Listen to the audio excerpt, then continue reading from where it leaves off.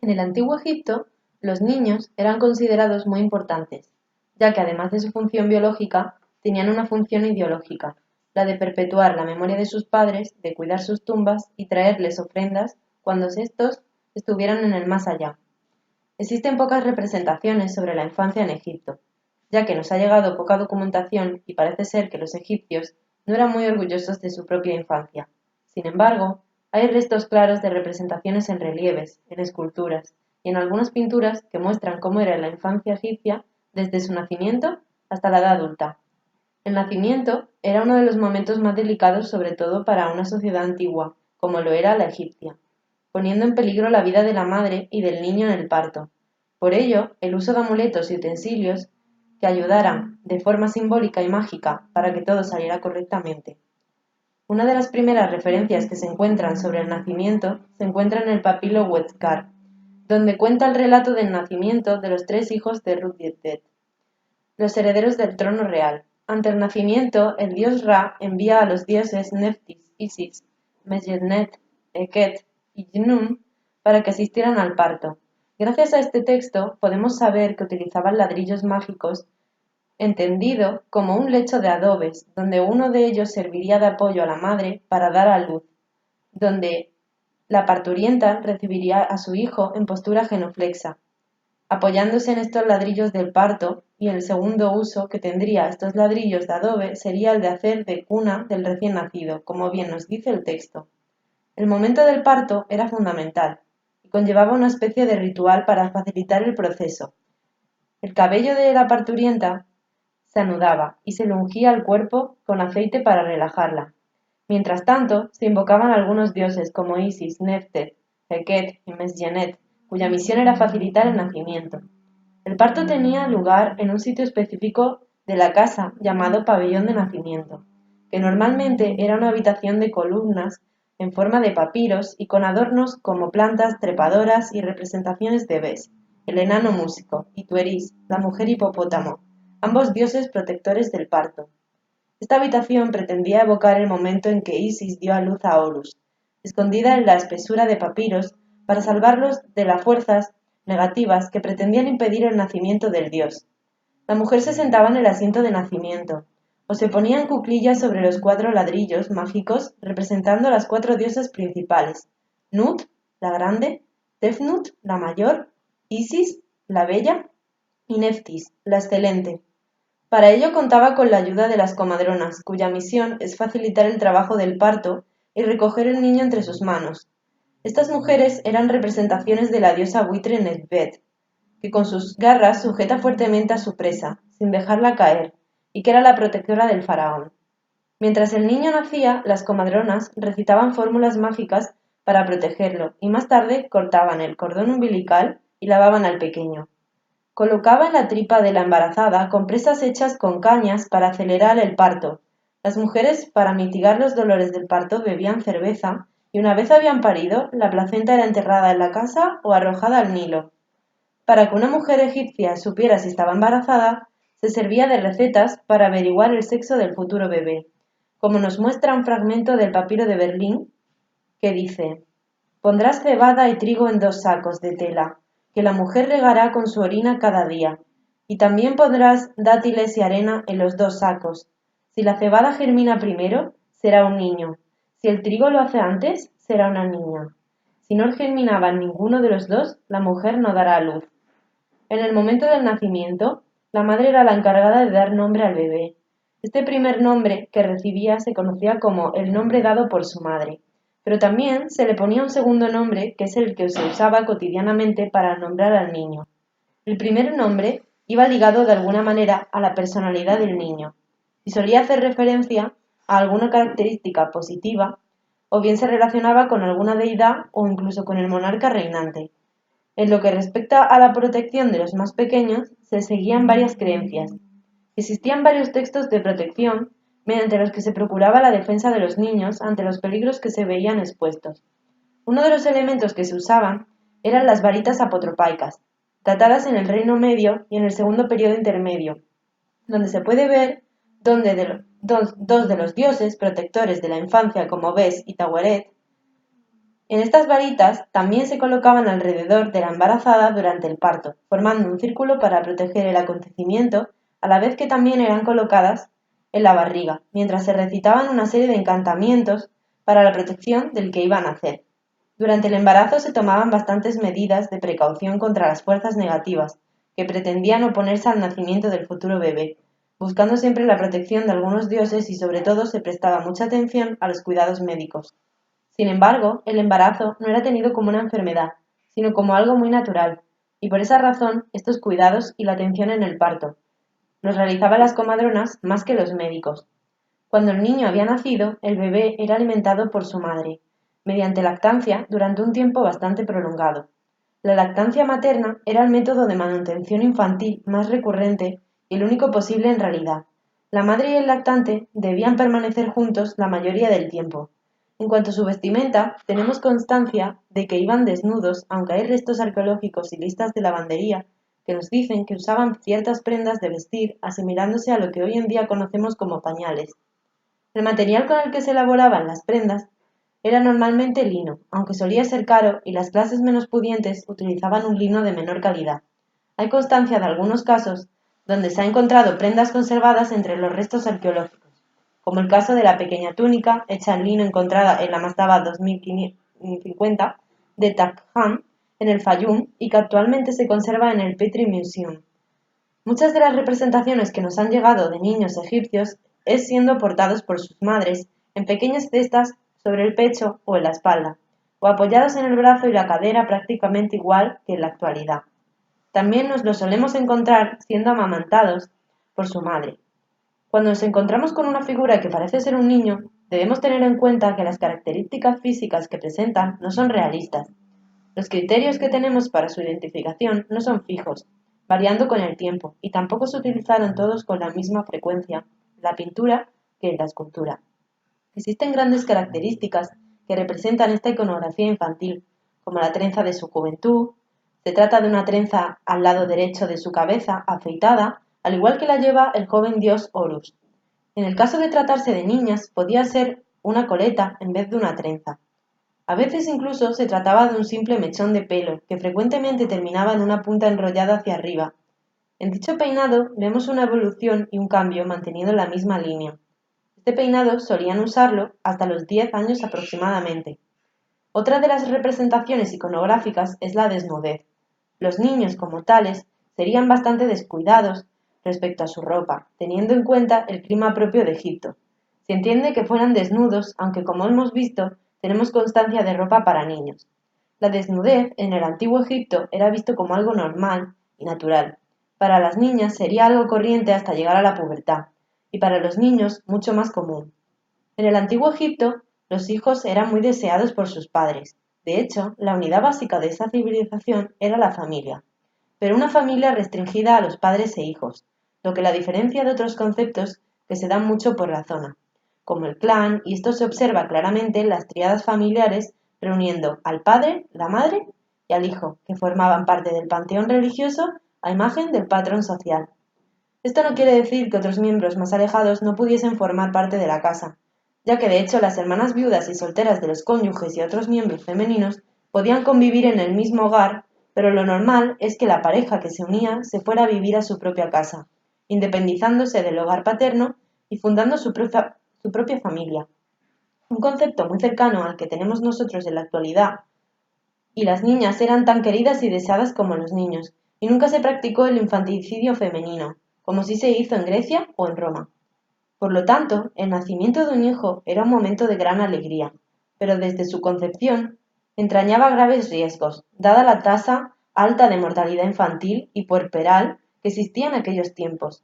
La mortalidad infantil en esa época debió ser muy alta, según se ha extrapolado de las comparaciones con otras sociedades no industrializadas. Las bajas condiciones sanitarias serían sin duda peligrosas para los niños pequeños. El peligro más grande estaba en los primeros momentos de la vida del bebé, hasta el mes más o menos de vida. Por ello, los médicos recomendaban que las madres amamantaran a sus hijos durante al menos 3 años, y así se recoge, por ejemplo, en el papiro de las instrucciones de Aní. Sin embargo, es de suponer que ese largo periodo de lactancia acarrearía, en algunos casos, problemas de alimentación en los niños, y de esa forma En algunos esqueletos infantiles de la época se observan ciertos indicios de raquitismo. A veces la madre no tenía más remedio que acudir a los servicios de una nodriza para que le ayudara en la crianza del pequeño, sobre todo en las familias de clases altas. El trabajo de nodriza estaba muy bien pagado y muy reconocido a nivel social. Tanto es así que incluso se firmaba un contrato en el cual se estipulaban los honorarios y las obligaciones de las nodrizas. Antes se hacía un examen minucioso de la leche, especialmente mediante el olor. Según el papiro Elbers, los médicos olían la leche para determinar su calidad. Una leche en condiciones adecuadas debía oler a plantas aromáticas. Llama la atención que a pesar de la gran mortalidad infantil, se dispone de pocos restos de enterramientos de niños en relación con el total, siendo estos enterramientos muy diversos, ya que los podemos encontrar enterrados bajo el suelo de las propias casas, en cestas, en pizoi o en cementerios de algunas comunidades, como el cementerio sur de Amarna. Volviendo al tema del deteste, hay evidencias en los cementerios estudiados de que la edad crítica para los niños estaba en torno a los 4 años, justo en el momento en el que se cambiaba la lactancia natural por el alimento sólido.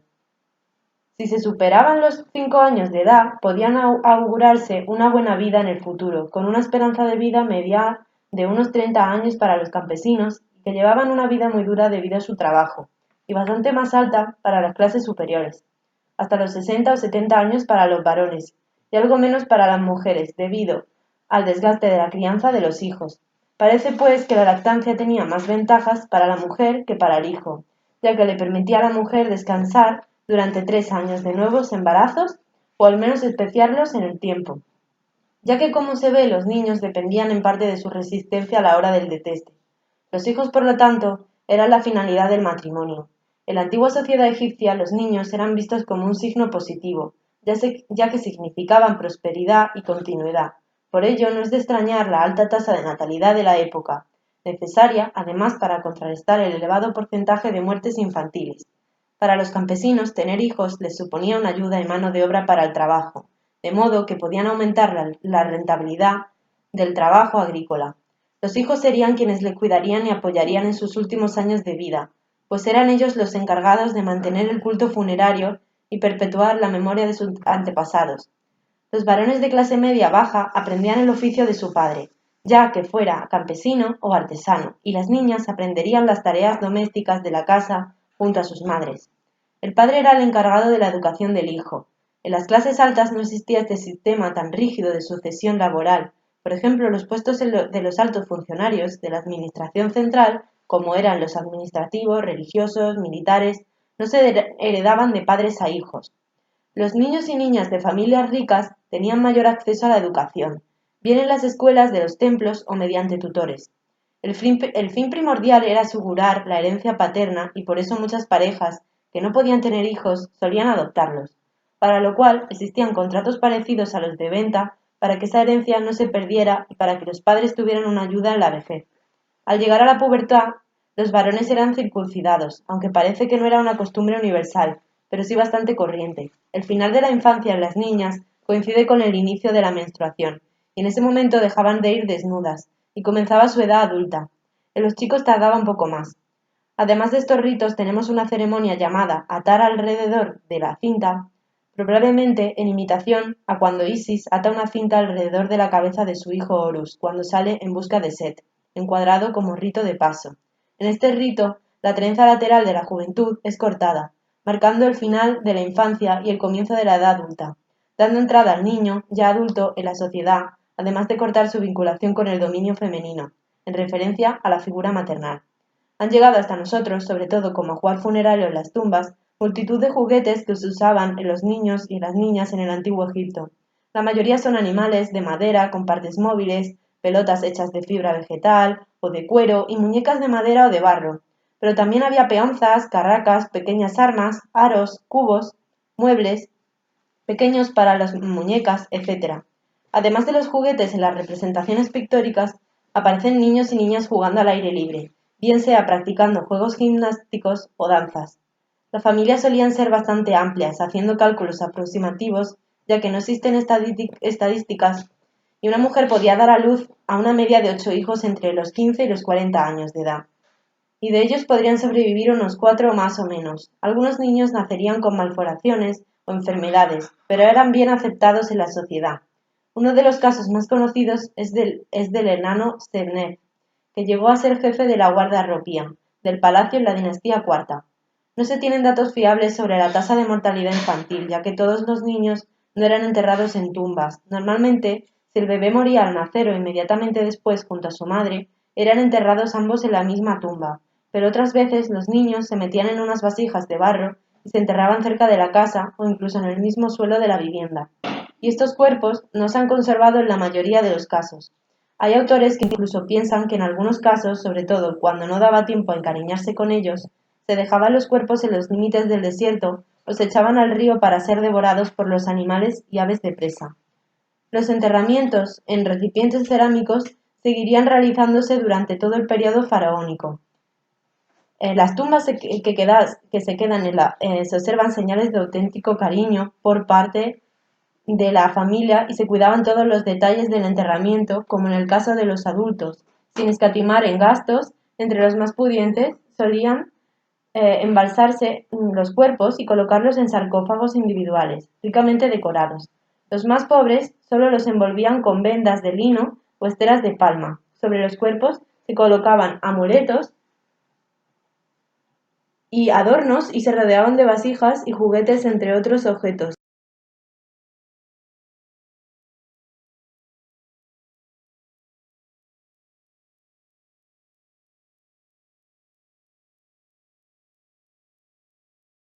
La inmensa mayor parte de los niños no tienen educación. La inmensa mayor parte de los niños sencillamente eran educados en casa porque no tenían medios. Es cierto que los de un nivel cultural más alto, un nivel económico, las personas de la élite, sí existían escuelas, sí existían un tipo de escuelas que básicamente les enseñaban para leer y escribir y llevar notas y cuentas, que era lo que se necesita fundamentalmente en el mundo egipcio. El aprendizaje constaba básicamente de la repetición de textos clásicos, de textos que se consideraban elegantes para que el niño se acostumbrara a escribir una determinada elegancia. Lo que necesitaba un administrador egipcio fundamentalmente era llevar cuentas, llevar inventarios, hacer anotaciones contables de qué entra, qué sale de un almacén, por ejemplo, y mandar informes. Entonces, lo que era ser capaz de redactar un informe dando razón de una serie de cuestiones. También, por supuesto, escribir cartas, por sí, pero también para su señor. La educación en la sociedad egipcia le daba paso al individuo al contacto con unas capas sociales privilegiadas. La inmensa mayor parte de los que llamamos escribas egipcios son pertenecientes a esta clase. Es una clase que está por encima de la inmensa mayor parte del resto.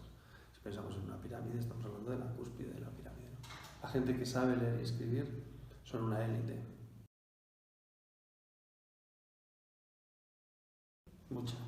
Y la razón es la falta o desconocimiento de recursos médicos, ¿no? Primero, el mundo rural es un mundo muy agresivo, hay muchos animales, hay enfermedades. Las condiciones higiénicas no son las mejores. Egipto tiene un clima cálido y es un mundo húmedo. La combinación de humedad y calor es el paraíso de las bacterias. De hecho, toda la historia de la momificación egipcia se trata de quitarle la humedad al cuerpo, ¿no? Por lo cual se lo lleva. Pero donde los egipcios habitan, es un sitio muy verde, lleno de barro, eso está, digamos, lleno de posibles microorganismos, patógenas, enfermedades de los animales y enfermedades de la gente. Para lo cual hay muy poca defensa. En el 2000, antes de nuestra era, huelga a deciros, no existen los antibióticos, no existen las famidas, no existen las vacunas. Es decir, que un niño que se pone seriamente enfermo, las posibilidades de que se vaya de este mundo. Los niños, por supuesto, estaban expuestos a peligros, bueno, pues por lo que todos los niños, ¿no? Animales venenosos, sobre todo. El miedo de las madres egipcias, en general, parece que tenía que ver con los animales venenosos, con los escorpiones, con las serpientes. La tasa de mortalidad infantil era altísima. La esperanza media de vida de un egipcio ronda en torno a los 40-45 años, que es lo razonablemente normal en el mundo antiguo en general. Las clases altas más, lógicamente, pero la esperanza media, 45 años, una cosa así. Las mujeres un poco más. Por lo tanto, una de las obsesiones que se ven en varios aspectos respecto a los niños es la expresión del deseo de que sobrevivan.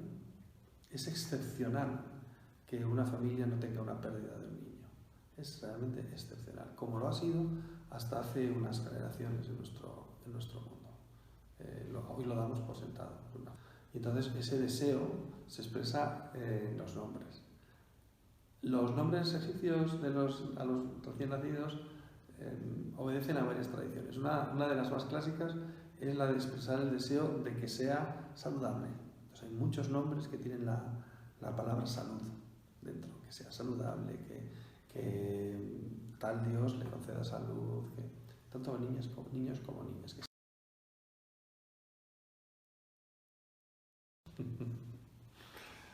El interés, por una parte, es cierto, me interesaban los egipcios, pero me interesaban también muchas culturas de la antigüedad. Yo cuando vine a la facultad, a esta facultad que compartimos nosotros y yo quería hacer contemporánea, historia contemporánea, estas cosas pasan toda la vida. Me empezó a interesar el mundo antiguo y lo que ocurrió es que cuando terminas la carrera y dices, ¿y ahora qué hago? ¿A qué me dedico? Me vi claramente que había como un hueco, ¿no? Así como había mucha gente que quería estudiar Roma, mucha gente que quería estudiar Grecia. De Egipto no había tanta gente.